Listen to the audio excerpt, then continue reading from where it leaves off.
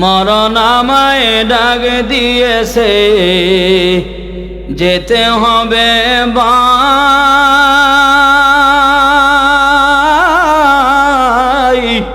পরকালে দেখা হবে, এখন চলে যায়। আমার শক্তি নাই রে বুকে বল, আজরাইল আসিয়া আমায় করিছে দুর্বল। লাশে কইতেছে, ভাই মরণ আমায় ডাক দিয়েছে, যেতে হবে ভাই, পরকালে দেখা হবে, এখন চলে যায়, আমার শক্তি নাই রে। আজরাইল যারে ধরে হাজার বাহাদুর পলোয়ান হইল, তার শরীরে শক্তি থাকে না। জুরে জুরে কোন সুবহানাল্লাহ। এখানে লাশে কয়, মরণ আমায় ডাক দিয়েছে, যেতে হবে ভাই, পরকালে দেখা হবে, এখন চলে যায়। আমার শক্তি নাই রে বুকে বল, আজরাইল আসিয়া আমায় করিছে দুর্বল। যে তিনজন বাহির করবে, তারাই আমার গুণের ভাই, আস্তে আস্তে বাহির করো, দুঃখ না যেন পায়। আমার শক্তি নাই রে বুকে বল, আজরাইল আসিয়া আমায় করিছে দুর্বল। যে তিনজন গোসল করাবে, যে তিনজন গোসল করাবে, তারাই আমার গুণের ভাই, আস্তে আস্তে গোসল করায়, দুঃখ না যেন পায়। আমার শক্তি নাই রে বুকে বল, আজরাইল আসিয়া আমায় করিছে দুর্বল। যে সারণ কাঁদে নিবে, যে সারণ কাঁদে নিবে, তারাই আমার গুণের ভাই, আস্তে আস্তে কাঁদে নিও, দুঃখ না যেন পাই। আস্তে আস্তে কাঁদে নিও, দুঃখ না যেন পায়। আমার শক্তি নাই রে বুকে বল, আজরাইল আসিয়া আমায় করিছে দুর্বল। জোরে কোন সুবহানাল্লাহ। সবাই মরণের পেয়ালা পান করতে হবে। মরণের পেয়ালা যখন পান করতে হবে, এই কারণে আল্লাহর নবী বলেন, মরণের সামানা নিয়ে কবরে যাও। নবী সাহেব বলেছেন, নবী আলাইহিস সালাম বলেছেন, 20 বার কোনো মানুষ যদি মরণের কথা স্মরণ করে দৈনিক, লোকটা যদি মারা যায়, আল্লাহ তারে শহীদের মর্যাদা দান করবে। জোরে কোন সুবহানাল্লাহ। কেন? 20 বার যার অন্তরে মরণের কথা স্মরণ আছে, এই লোকটা গুনার কাজ করবে না। এই কারণে দুনিয়া আল্লাহ আমাদেরকে পাঠাইছে, দুনিয়ার দরকার আছে। দুনিয়া ভাই আমার আল্লাহকে বলা যাবে না। যারা দুনিয়ামুখী হয়ে যায়, আল্লাহকে দুনিয়াতে শান্তি পাইবে না, আখেরাতেও না।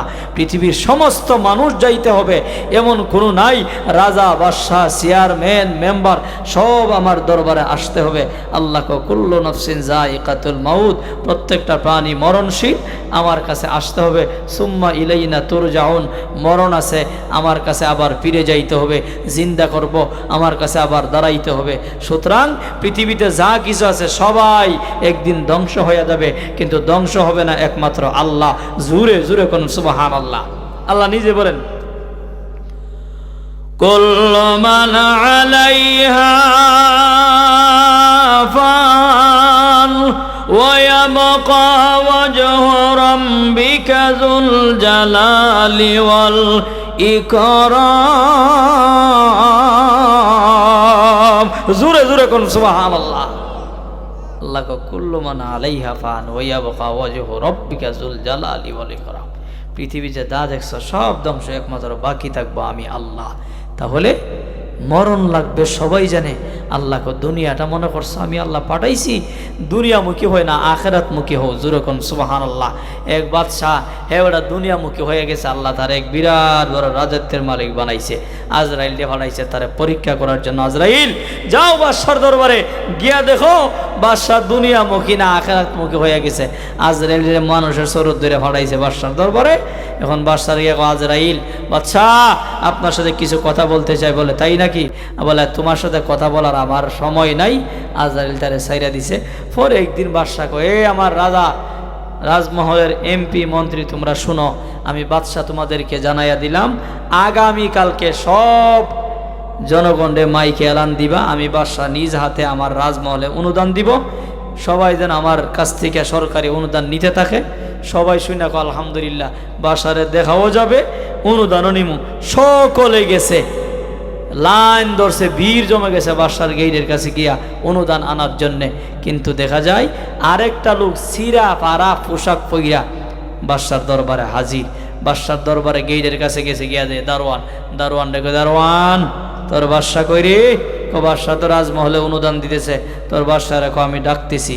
দারোয়ান তো রাগান্বিত হয়ে কয়, এই ফকির তোর এত বড় সাহস, এই পৃথিবীর বাদশারে তুমি ডাকতেছ, পারলে তুমি দেখা করো, বা তোমার যদি কিছু নেওয়ার থাকে তুমি নিয়ে যাও, তুমি এতিম মিসকিন। বলে আমি নিতে আসি নাই, তোর বাদশার সাথে সাক্ষাৎ করতে আসছি। জুরে কোন সুবহানাল্লাহ। ওই সময় বাদশারে গিয়া, বাদশাহ আপনার একটা লোক ডাকতেছে, ও সমাজের কেমন মানুষ? মনে হয় না উঁচু মানুষ, গরিব এতিম মিসকিন, তারে কিছু দিয়া বিদায় কর, নিতে চাই না, আপনার সাথে সাক্ষাৎ করতে চাই, তাড়াতাড়ি আপনি যেতে হবে। গিয়া আমি পারবো না। আজরাইল আয়সা ওই ফকির লোকটারে বলতেছে, ফকির আমার বাদশা বলছে আসবে না, তুমি যেতে হবে। আরে তোর যায় বাদশা রেখো, তোর বাদশার সাথে দেখা করার সময় আমার কাছে নাই, তোর বাদশা যেন আমার কাছে চলে আসে। বাদশা কই কিরি ব্যাপারে এত বড় সাহস? এই জনগণ একটু অপেক্ষা করো, আমি আসতেছি। বলে কোথায় থেকে? 10 মিনিট 5 মিনিট সময় নিলাম, তোমরা অপেক্ষা করো অনুদান নেওয়ার জন্য, যার যার সামানা নিয়ে অপেক্ষা করো, আমি আসতেছি। এদের কাছ থেকে বিদায় নিয়ে ফকির লোকটার কাছে রাজমহলের কাছে গেলেন।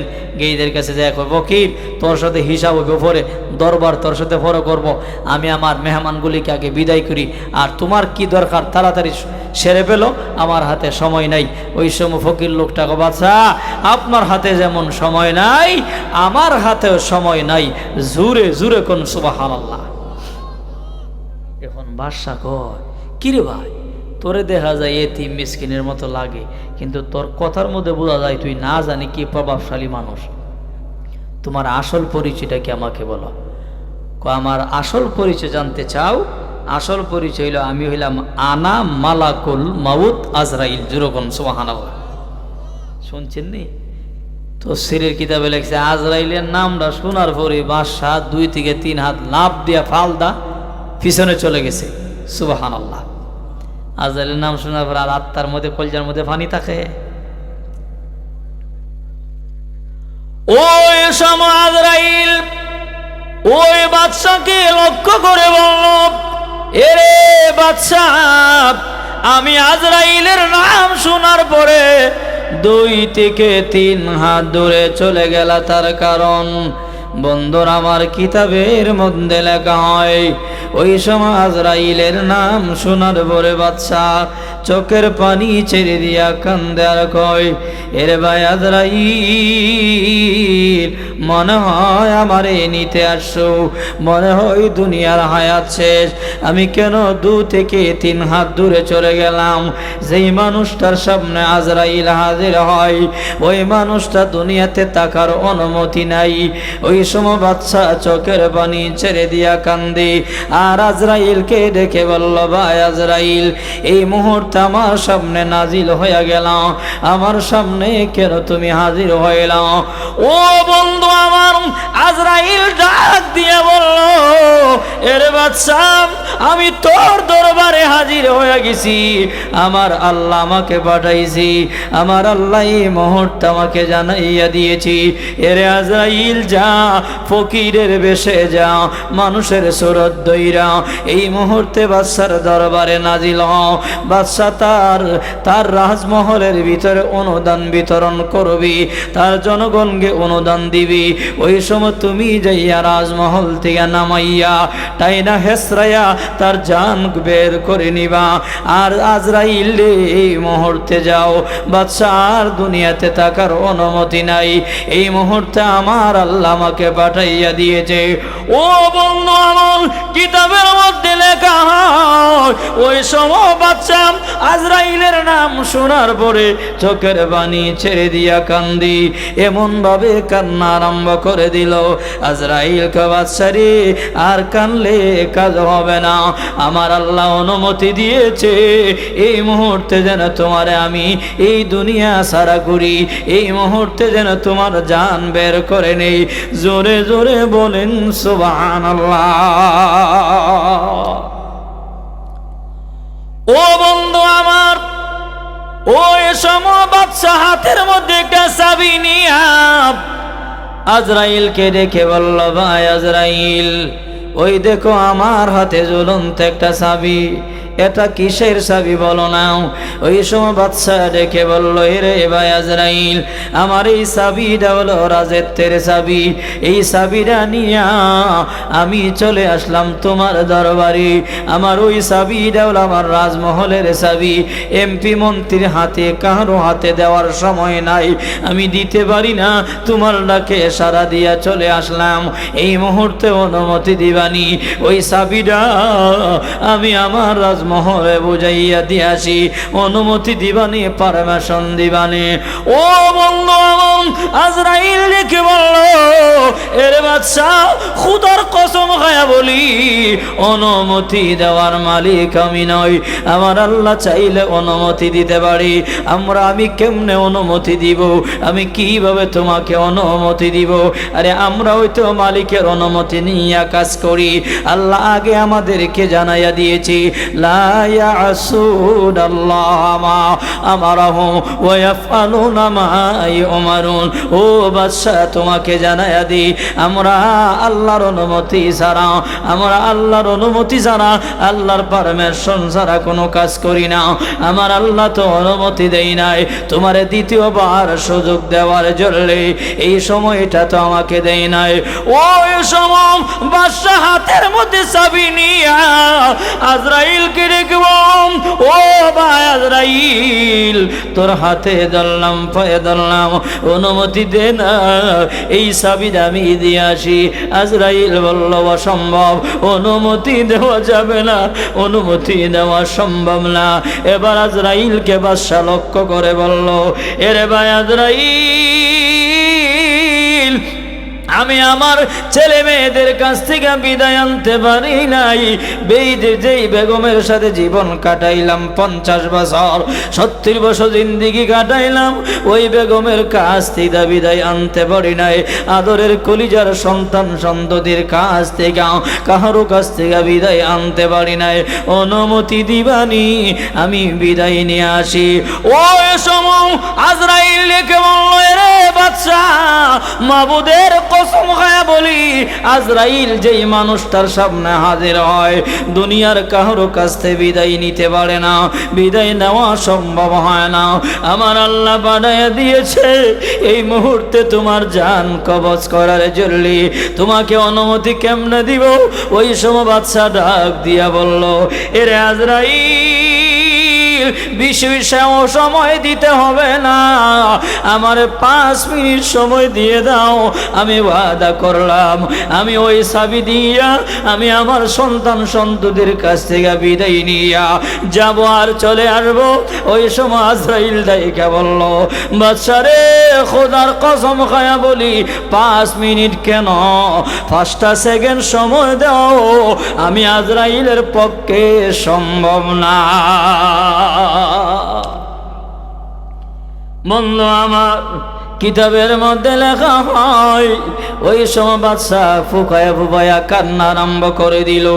এরে ভাই আজরাইল, আমি বুঝে নিয়েছি আর দুনিয়াতে থাকার অনুমতি নাই। ওই সময় বাদশা কান্দে আর বলে, এরে ভাই আজরাইল, আমি যদি জানতাম, আজরাইলকে লক্ষ্য করে বাদশা বলে, এরে আজরাইল, লক্ষ্য করে শোনো, আমি যদি জানতাম এই দুনিয়াটা হলো সামান্য দুনিয়া, এই দুনিয়া গান্দা দুনিয়া, এই গান্দা দুনিয়া পাইয়া আল্লাহকে ভুলে গেলাম, এই গান্দা দুনিয়া পাইয়া দুনিয়া কেমনে সাজাবো, এই কাজের জন্য নিয়োজিত হয়ে গেলাম।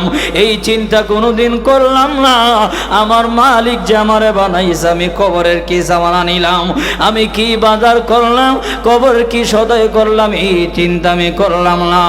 ওই সময় বাদশা কান্দে আর বলে, আজরাইল আমি যদি জানতাম ওই কান্দা দুনিয়াটা সাইরা সামান্য হায়াত নিয়ে দুনিয়াতে আসলাম, আমি যদি জানতাম এই দুনিয়া নামক বস্তুরে লাথি মাইরা আমি আমার মৌলার পাগল হইয়া যাইতাম। এর বন্ধু আমার বাদশা চোখের বাণী ছেড়ে দিয়া কান্দে। ওই সময় আজরাইল কো মাহবুব গো, বাদশা যেইভাবে আফসোস করে কান্না আরম্ভ করেছি, আমি আজরাইলের মায়া লেগে গেছি, আমি আজরাইলের তার প্রতি মহাব্বত লেগে গেছি। আল্লাহ কয়ে, রে আজরাইল, মহাব্বত লাগলে কাজ হবে না, আমি আল্লাহ তোমার অনুমতি দেই নাই। ওই বাদশা দুনিয়ামুখী হয়ে গেছে, দুনিয়া পাইয়া এই রাজত্বের মালিক আমি আল্লাহ বানাইলাম, এই চিন্তা কোনোদিন করে নাই। ওই মালিক যে আল্লাহ রাজত্বের মালিক বানাইলো, ওই মালিকের ইবাদত করলাম না, ওই মালিকের ইবাদত না করে আমি যে দুনিয়া থেকে বিদায় হইতেছি কি জবাব দিব, এই চিন্তা কোনোদিন করে নাই। ওই সময় আজরাইল তার জানটা বের করে নিল। ওই সময় বাদশা কান্দে আর কয়, আজরাইল আমার জানটা বের করিস না, আমার জান বের করে নিও না। আজরাইল কোনা, তোমার পারমিশন আমি শুনবো না, আমার আল্লাহ আমাকে অনুমতি দিয়েছি। বাদশার জান বের করে নিল। বাদশা ওই সময় আফসোস করি, দুনিয়ার মানুষেরা আফসোস করলে কাজ হবে না, সময় থাকতে আফসোস করতে হবে, সময় থাকতে সময়টারে যে কাজে লাগাইবে, আল্লাহর পয়গম্বর বলেছে ওই মানুষটা হলো সবচাইতে বুদ্ধিজীবী। আমার নবী হাদিসের মধ্যে বলেছেন, আকসিরু যিকর হাজিমিল লাজ্জাতিল মাউত, তোমরা অধিক পরিমাণে মৃত্যুকে স্মরণ করো, কেননা মৃত্যু দুনিয়ার স্বাদকে ধ্বংস করে দেয়। জোরে জোরে বলেন সুবহানাল্লাহ। ও বন্ধু আমার, কিতাবের মধ্যে লেখা হয় ইব্রাহিম খলিলুল্লাহ আল্লাহর একজন পয়গম্বর। ওই ইব্রাহিম খলিলুল্লাহর দরবারে তিনার ঘরের ভিতরে কামরার ভিতরে আজরাইল আলাইহিস সালাম ঢুকে গেল। আজরাইল হঠাৎ করে ইব্রাহিম খলিলুল্লাহর ঘরের ভিতরে ঢুকে গেল। আল্লাহর কুদরত বোঝা যায় না। ইব্রাহিম খলিলুল্লাহ ভয় পেয়ে গেল। ওই সময় ডাক দিয়া বলল, ইব্রাহিম খলিল বলে, ভাই আজরাইল, আমার ঘরে তুমি নাজিল হইয়া গেলা, আমার কি দুনিয়ার হায়াত শেষ? আজরাইল ডাইকা বলল, এরে ইব্রাহিম, দুনিয়ার হায়াত শেষ নয়, আপনার দুনিয়ার হায়াত শেষ নয়। ওই সময় ইব্রাহিম খলিলুল্লাহ ডাক দিয়া বলল, আজরাইল, দুনিয়ার হায়াত যদি শেষ না হইয়া থাকে, তুমি যে আমার ঘরে নাজিল হইয়া গেলা তার কারণ। ওই সময় আজরাইল ডাইকা বলো, এরে আল্লাহর পয়গম্বর ইব্রাহিম, আপনার কাছে আমি কেন আসলাম তার কারণ হলো, আমার আল্লাহ এই মুহূর্তে পাঠাইছে আপনাকে খলিলুল্লাহ টাইটেল দেওয়ার জন্যে। জোরে জোরে এক বাক্যে বলেন সুবহানাল্লাহ।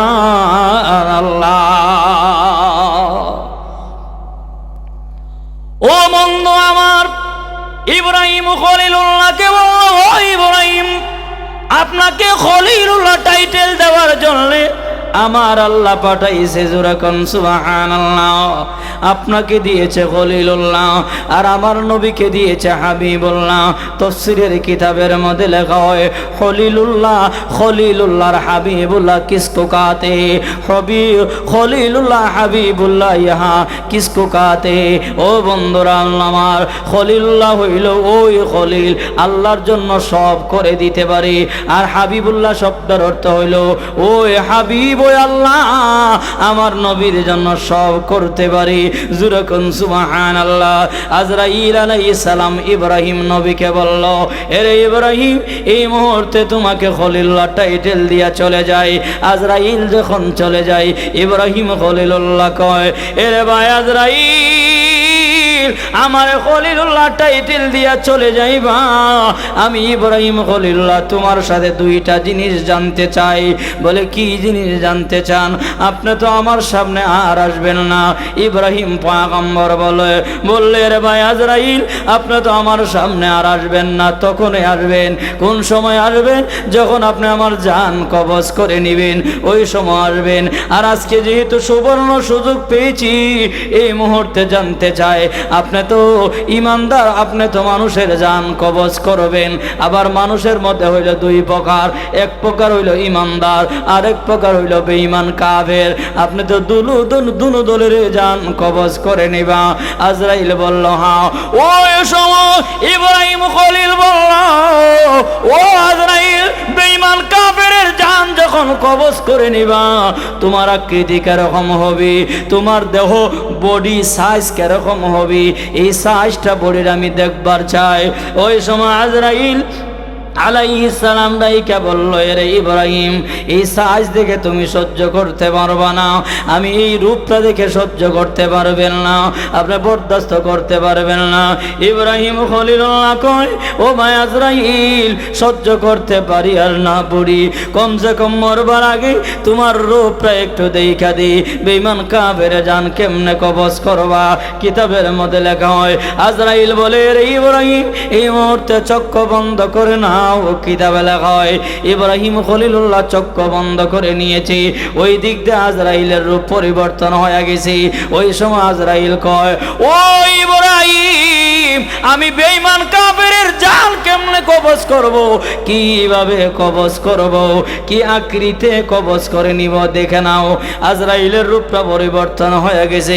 ইব্রাহিম আলাইহিস সালামের চোখ হইলা আজরাইলের চেহারার দৃষ্টি যখন চেহারার দিকে তাকাইলেন, কিতাবের মধ্যে লেখা হয় আজরাইলের চেহারা এত বিশ্রী, এত কালো, নখগুলি বড় বড়, চোখগুলি আগুনের লুক্ষার মতো দেখা যায়। এই অবস্থা দেখা ইব্রাহিম খলিলুল্লাহ বেহুশ হয়ে মাটিতে পড়িয়া যায়।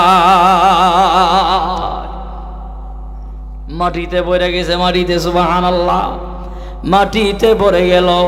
ওই সময় আজরাইলকে ইব্রাহিম নবী কয়, এরে ভাই আজরাইল, তাড়াতাড়ি রূপটা পরিবর্তন করে নাও, তাড়াতাড়ি রূপ পরিবর্তন করে নাও।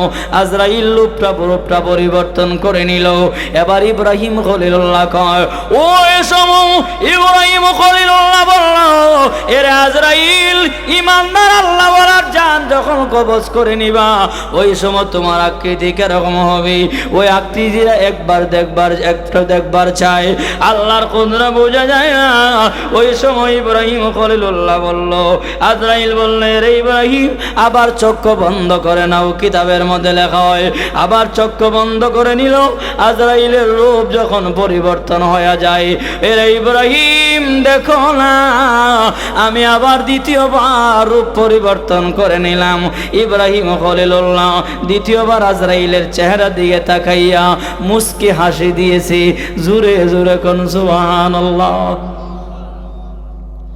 ও বন্ধু আমার, আজরাইল বলে, রে ইব্রাহিম, প্রথমবার আমাকে দেখা বেহুশ হয়ে জমিনে পড়ে গেলা, দ্বিতীয়বার আমাকে দেখে মুস্কি হাসি দিলা, তার কারণ কি জানবার চাই। ইব্রাহিম খলিলুল্লাহ কয়, এরে আজরাইল, কেন জানুনি আমি প্রথম বেহুশ হয়ে পড়ে গেলাম?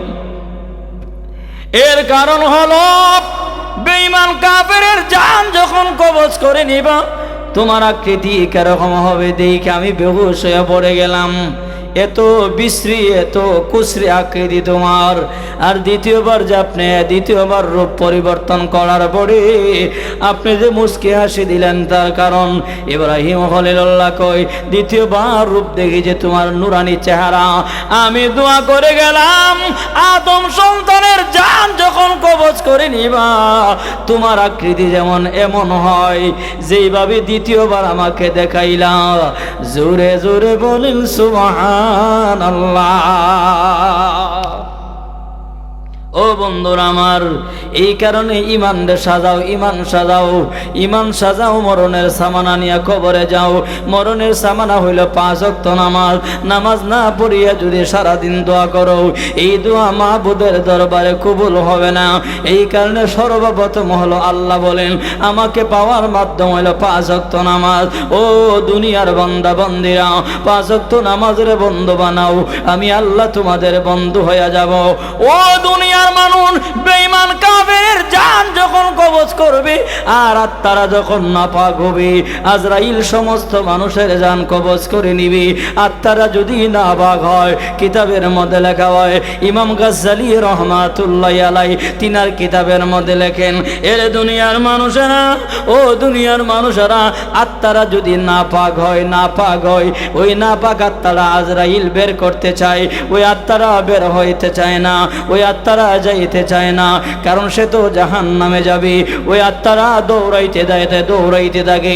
কিতাবের মধ্যে লেখা হয় আজরাইল যখন হাত দেয় বুকের মধ্যে, ওই সময় রূহটা চলে যায় হাতের মধ্যে। আবার হাতের মধ্যে যখন আজরাইল তাবা দেয়, আবার ওই হাতে রূহটা চলে যায়। কিতাবের মধ্যে লেখা হয় আবার যখন ডান হাতে চাপ দেয়, ওই সময় রূহটা চলে যায় নাভির একবারে পায়ের নিচে। আবার যখন ডান পায়ে হাত দেয়, আবার বাম পায়ে চলে যায়। এইভাবে নাপাক আত্মারা বের হতে চায় না, ওই নাপাক আত্মারা সারা দেহ দৌড়াইতে থাকে। আজরাইলকে দৌড়াইলে কাজ হবে না। আজরাইল এমন ভাবে হাত দিয়া চঙ্গল মারবে, তার ভিতরের সবগুলি বের করে নিবে। জোরে জোরে কন্যা আউযুবিল্লাহ।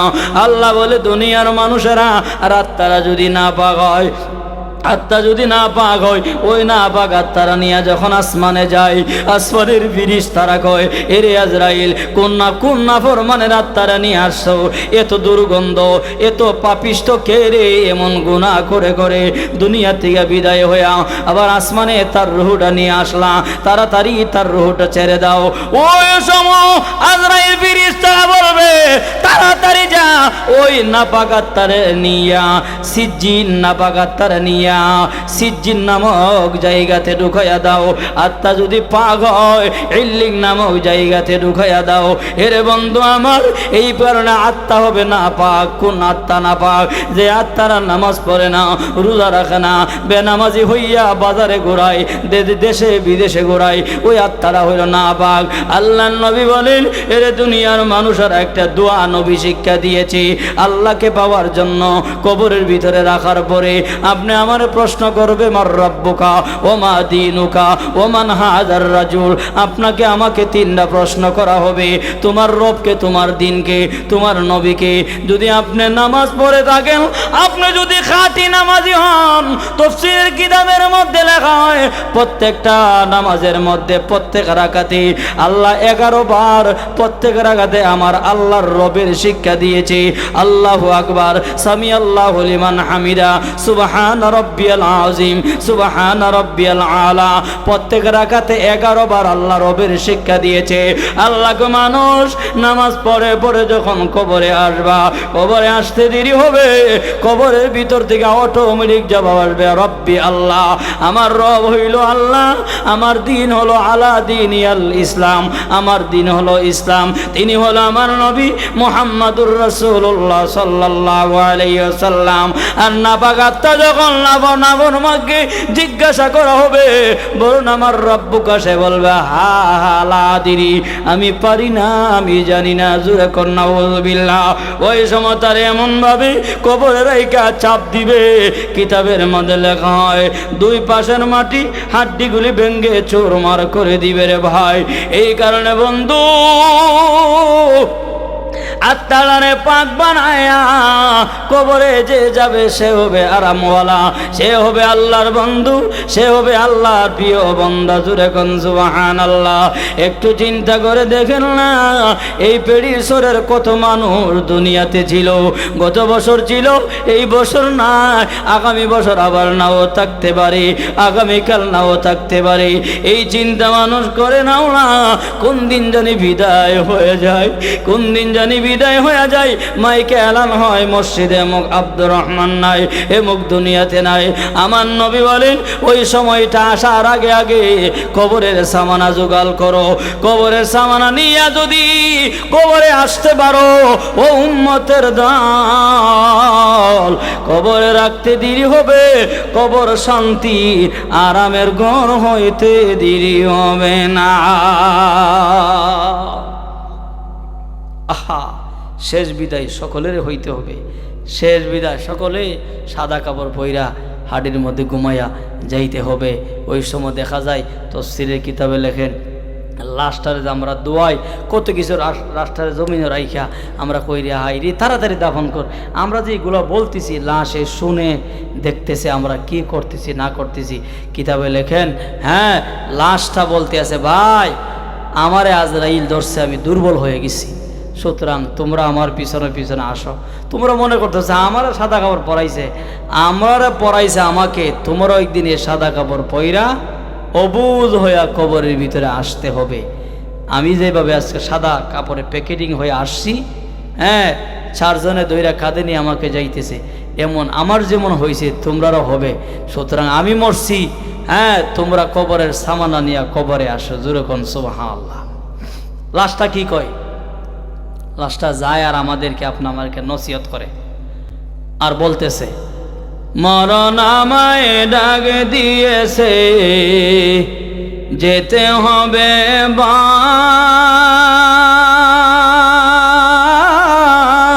ভাই, পরকালে দেখা হবে, এখন চলে যায় আমার শক্তি নাই রে, নাই রে বুকে বল, আজরাইল আসিয়া আমায় করিছে দুর্বল। লাশে কইতেছে ভাই মরণ আমায় ডাক দিয়েছে, যেতে হবে ভাই, পরকালে দেখা হবে, এখন চলে যায় আমার শক্তি নাই রে। আজরাইল যারে ধরে হাজার বাহাদুর পলোয়ান হইল তার শরীরে শক্তি থাকে না। জুরে জুরে কোন সুবহানাল্লাহ। এখানে লাশে কয় মরণ আমায় ডাক দিয়েছে, যেতে হবে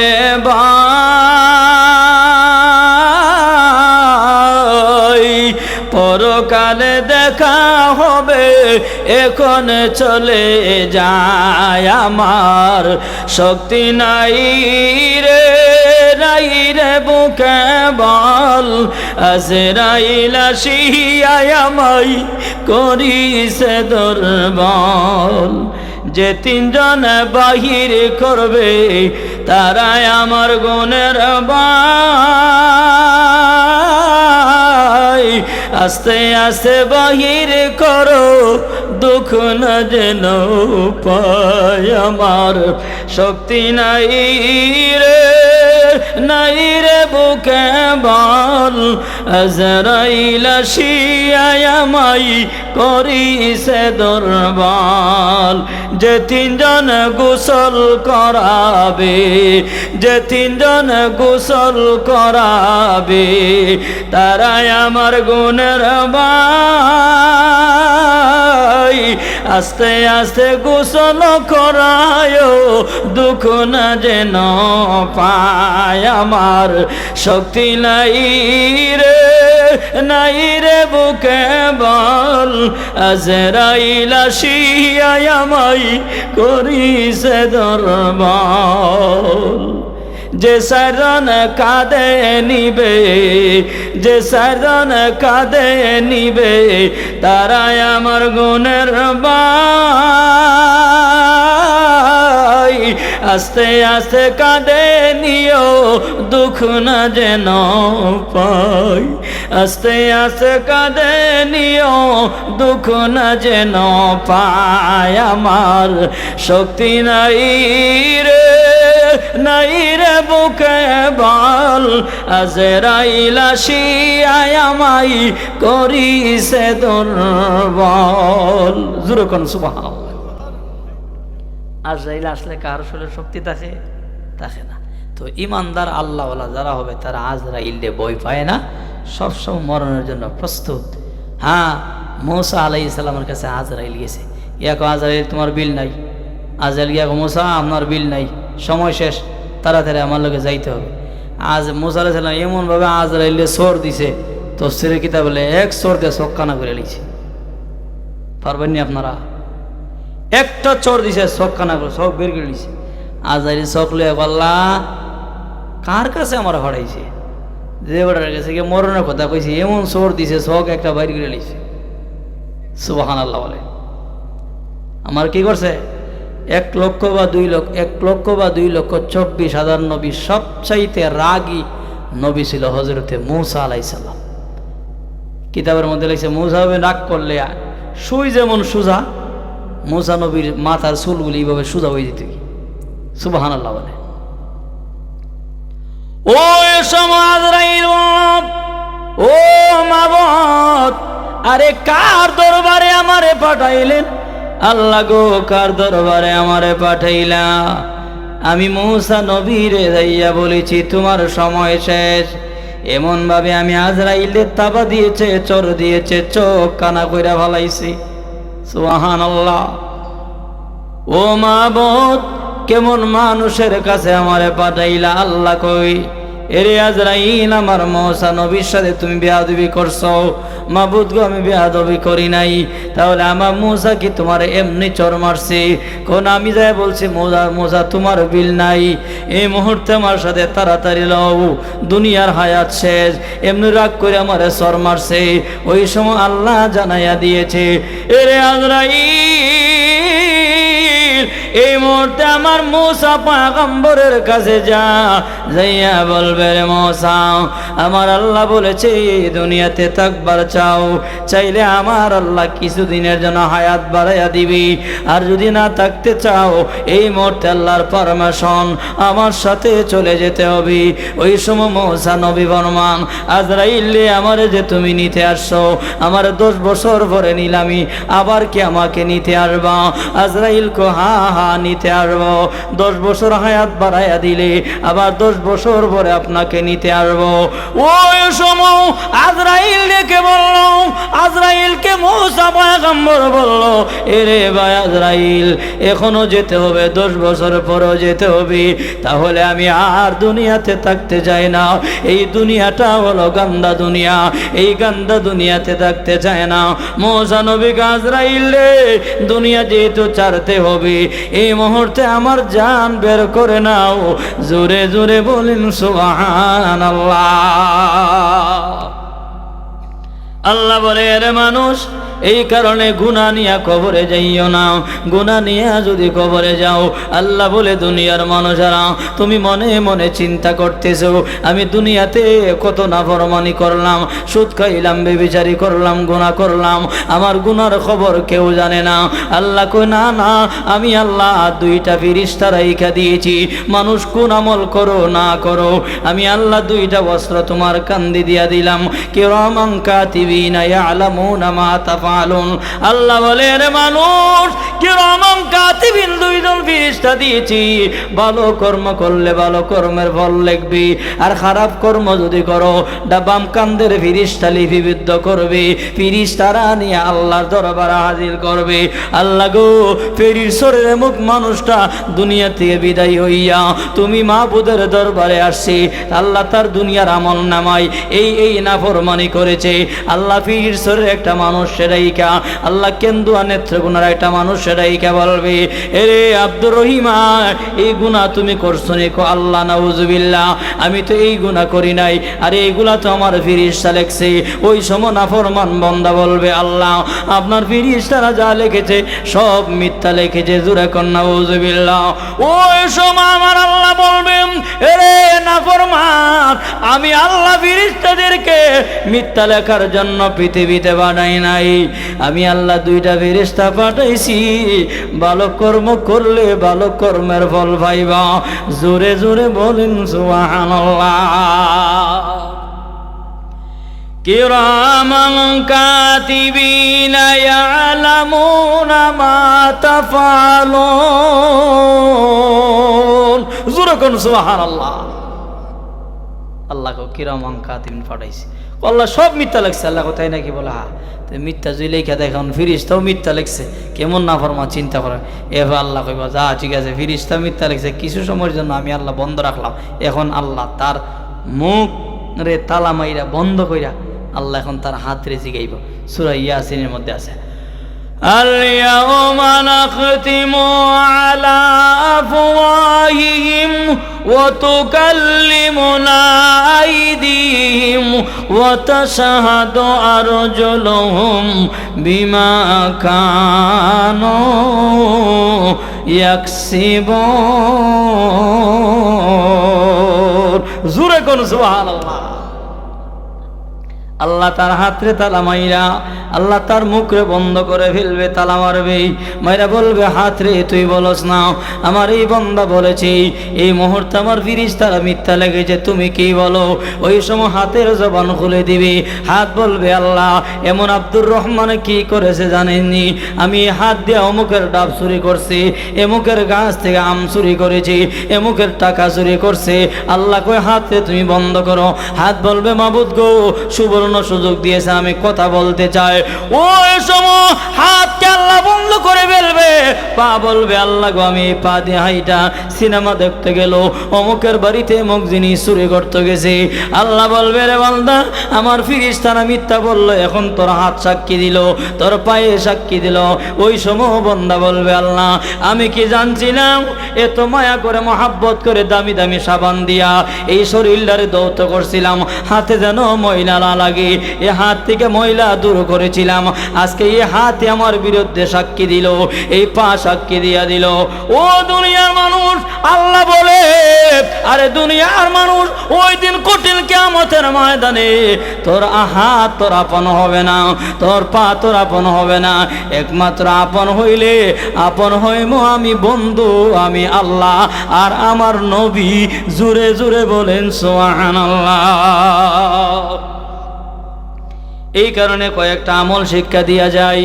এরে বন্ধু আল্লাহর নবী বলেছেন ফজরের নামাজের পরে কোনো মানুষ যদি পড়ে, ফজরের নামাজ পড়ে কোনো মানুষ যদি বলে রাজিতু বিল্লাহি রাব্বাহু বিল ইসলামি দীনান ওয়া বি মুহাম্মাদিন সাল্লাল্লাহু আলাইহি ওয়াসাল্লাম নাবিয়্যা ওয়া রাসূলা, তিনবার ওই মানুষটা যদি তিনবার দৈনিক পড়ে, ফজরের নামাজের পড়ে, আবার ফজরের নামাজের পরে পড়বে, আবার কোন সময় পড়বে মাগরিবের নামাজের পরে, তিনবার যদি পড়ে নেয় আল্লাহর নবী বলেছে মরণের সময় যে তার প্রশ্ন করা হবে কবরে, আল্লাহ তাআলা কবরের প্রশ্নগুলি আল্লাহ সহজ করিয়া দিবে। জুরাকুন সুবহানাল্লাহ।